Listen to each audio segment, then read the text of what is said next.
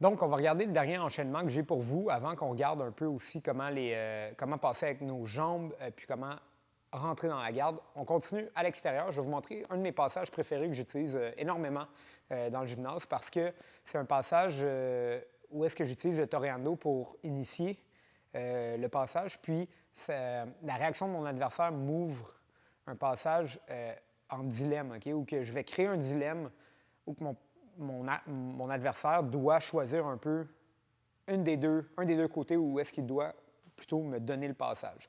Ça va être plus facile de vous le montrer. Donc, ce que je vais faire, c'est que je vais être encore une fois devant Malik, ici, qui est sur son dos.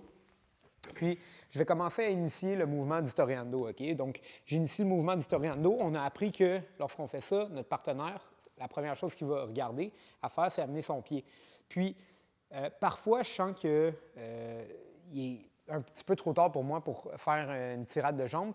Donc, au lieu, maintenant, sachant qu'il ramène son pied, je vais essayer de me retrouver dans une situation où est-ce que je peux être en dessous du pied. Donc, pendant qu'il ramène-le, je vais changer mon niveau, OK? Et non seulement je vais changer mon niveau, mais je vais, commence à lancer ici, je vais guider ses hanches au sol, OK? Puis donc ma main gauche, quand je suis de l'autre bord, va guider ses hanches au sol et je vais me retrouver dans une position où je peux passer des deux bords. Je vais vous le montrer. On est ici, je vais en toreando, il lance son pied. Je me retrouve avec une tirade sur la hanche, son pied derrière moi et tout mon poids. On va faire une rotation ici vers là-bas. Vers là-bas. Fait que tourne ta tête par ici. OK, je me retrouve dans la situation ici où est-ce que tout mon poids est par-dessus la jambe que je viens d'attraper et je tire mon coude vers le bas ici, que vous voyez. Puis, mon genou droit est un peu comme dans une position de passage avec le genou, où est-ce que j'écrase la deuxième hanche de mon partenaire. Puis là, je peux demander à Malik d'essayer de reprendre sa garde puis de bouger ici. Ça va être très dur parce que tout mon poids est vers lui. Si je suis ici, il n'y a rien qui l'empêche de me pousser puis reprendre sa garde. Mais si je suis par-dessus lui puis je mets du poids, c'est très lourd, puis en plus, j'étire ses jambes. Ça fait que c'est dur pour lui de reprendre sa garde. Le premier passage qu'on va faire à partir d'ici, c'est que je vais reculer et je vais venir connecter mes bras à ses hanches, puis je vais avoir mon torse connecté à son torse, puis j'ai passé la garde. Le dilemme est là, OK?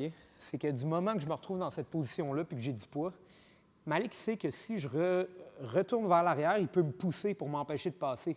C'est à ce moment-là que le dilemme apparaît. En m'empêchant de passer à gauche, je peux maintenant glisser vers la droite, tirer avec ma main droite et pivoter autour. Puis maintenant, je suis connecté aux hanches de mon partenaire. Puis là, j'ai le dos exposé. Même s'il essaie de tourner vers moi, je peux juste venir bloquer ses hanches puis avoir le passage, OK?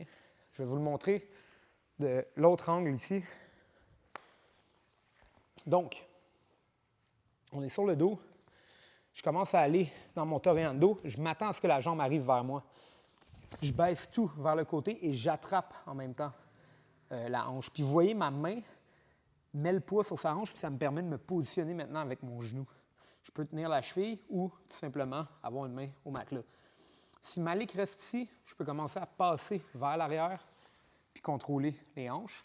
Si Malik sait et m'empêche de passer vers l'arrière, maintenant, je vais tout, pendant qu'il pousse, je vais tout amener vers le côté, pivoter, puis exposer maintenant le passage et exposer le dos. Potentiellement, mon partenaire pourrait commencer à aller en tortue ici. Puis oui, moi, je peux commencer à récupérer mes crochets et prendre le dos. Donc, ce qu'on voit encore une fois, c'est que c'est un peu comme quand on joue aux échecs puis on prépare un coup d'avance, c'est que le toreando, je vous ai expliqué, plus le niveau avancé, plus c'est dur de passer la garde. À moins qu'on se rende au nord-sud, peut-être. Mais lorsqu'on a toutes ces options d'enchaînement, puis comme ici, c'est que je m'attends à ce que mon partenaire envoie son pied, puis en ayant cette attente-là, parce que les réactions sont souvent les mêmes en jiu-jitsu. Il y a des réactions qui se répètent sur le matelas, qui sont quasiment toujours les mêmes. Là, grâce à ce savoir-là, ça me permet de rentrer dans une position où est-ce que je peux créer un dilemme. Puis ce dilemme-là, c'est la beauté. En jiu-jitsu, plus on a de dilemme, autant dans les soumissions que les passages ou n'importe quelle position, plus on doit forcer notre adversaire à prendre une décision. Puis nous, on ne fait qu'être le résultat de cette décision-là. Ça nous permet de passer la garde grâce à cette décision que notre adversaire a prise pour nous, au fond. Parce que nous, tout ce qu'on fait, c'est se positionner puis offrir deux options qui ne sont pas très bonnes à notre adversaire, mais qu'il doit prendre. Puis, c'est la beauté des enchaînements, c'est que ça vous permet de créer beaucoup d'options dans votre jeu. Maintenant, ceci étant dit, c'est ce que j'avais à vous présenter sur les passages autour extérieurs de la garde.